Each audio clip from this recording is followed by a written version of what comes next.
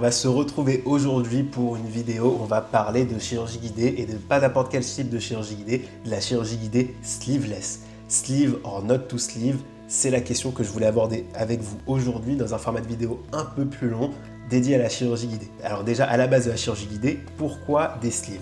La sleeve, c'est le tube de guidage, la bague, la douille, tous les termes que vous pouvez voir entre les différents types de traduction. Et c'est à travers cette bague que le forêt passe lors des chirurgies guidées. Et cette bague est donc insérée dans le guide en résine. Donc la question qu'on va se poser, c'est pourquoi on va vouloir retirer cette bague de l'équation? Et en fait, il faut comprendre certains principes de conception et d'assemblage en mécanique de manière générale. Pour vous illustrer, si votre forêt fait 4 mm de diamètre, le diamètre interne de votre douille, il ne sera pas de 4 mm, il sera légèrement plus élevé. Le diamètre interne de la bague, il est légèrement plus grand que le diamètre du forêt, quelques microns.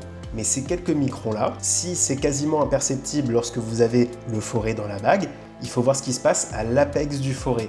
Et là, il y a un effet d'angle qui se crée, et cette micro-déviation, elle peut devenir un peu plus importante. La déviation en chirurgie guidée, on considère que c'est à peu près 1 mm de déviation à l'apex. Et donc en chirurgie guidée avec un tube de guidage, vous avez cet offset, ce décalage qui est mis en place entre la bague de forage et le forêt, mais il y a aussi ce décalage, ce offset entre le guide et la douille pour pouvoir mettre en place la douille justement dans le guide. Alors quel forêt pour la chirurgie guidée sleeveless sans tube de guidage? Pas n'importe quel forêt ne peut être utilisé pour une raison très simple. Il faut une partie travaillante du forêt qui soit plus fine que la partie qui passe dans le guide. Tout simplement parce que si les deux parties font le même diamètre, vous allez avoir un contact de la partie travaillante du forêt contre la résine, et forêt contre résine, c'est le forêt qui gagne. Et donc là, vous allez avoir un alésage du guide pendant que vous passez les différents forêts, et donc vous allez totalement avoir des pertes de précision lors de votre chirurgie. Et ça, c'est vraiment ce qu'on veut éviter, c'est pas une situation d'avenir. Alors quels sont les avantages et les inconvénients de la chirurgie guidée sleeveless? Le premier avantage, c'est un avantage de gain de précision. Il y a des articles de la littérature que je vous mets en description qui en parlent. Effectivement, on a un peu plus de précision qu'en chirurgie guidée avec une bague lorsqu'on retire la bague de guidage. Pour la raison qu'on a évoquée tout à l'heure, on a retiré un offset. On a un peu plus de précision dans notre chirurgie. Autre point très important selon moi, c'est que l'on peut plus facilement irriguer correctement lors de la chirurgie. On le sait très bien, un des gros problèmes de la chirurgie guidée, c'est le manque d'irrigation lors du passage des forêts. Là, comme la bague de guidage, en fait, elle est en résine, c'est un peu plus simple de dessiner une fenêtre dans le guide qui permettrait un passage facilité de la solution d'irrigation. Un autre point à prendre en compte, c'est la facilité de design. De manière concrète, si votre bague de guidage fait 6 mm, vous voulez quand même avoir environ 2 mm de résine tout autour de la bague, donc vous avez besoin d'un espace prothétique de 10 mm lors de la conception de votre guide. 10 mm pour une molaire, ça peut passer facile. Si on est sur de la prémolaire ou de l'incisif, ça peut commencer à être compliqué pour avoir l'espace pour positionner la bague. Alors si on retire cette bague, automatiquement, on a la résine directement au contact du forêt. Et là, ça devient un peu plus facile, en fonction du diamètre du forêt bien évidemment, de faire de la chirurgie guidée, peu importe le site édenté. Enfin, un autre avantage, c'est qu'il n'y a pas d'assemblage. Alors déjà, le fait de ne pas avoir d'assemblage, c'est moins de manipulation, c'est moins de consommables, mais c'est aussi une manipulation en moins sur laquelle il pouvait y avoir des erreurs.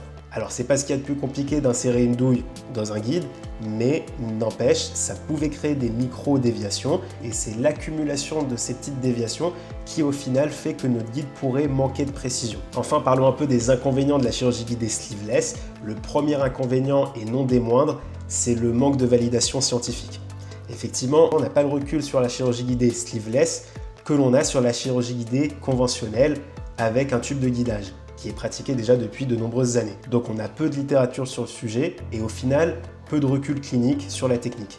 On trouve peu d'articles dans la littérature qui parlent de la chirurgie guidée sleeveless et ces articles sont souvent des études in vitro et très peu d'études in vivo. Enfin, un autre inconvénient potentiel, lorsque vous faites de la chirurgie guidée, classiquement avec un tube en titane, effectivement, le passage des forêts pourrait faire des particules de titane qui iraient se loger dans le site opératoire.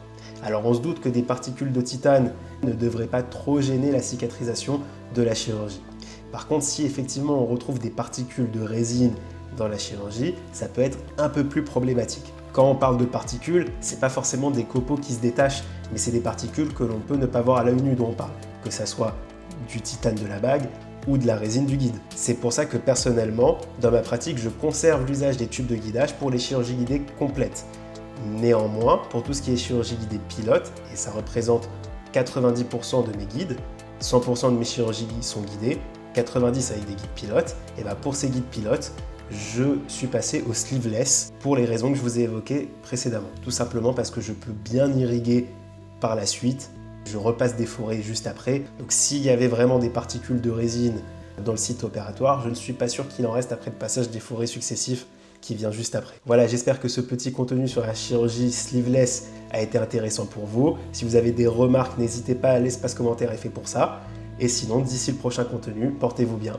À la prochaine.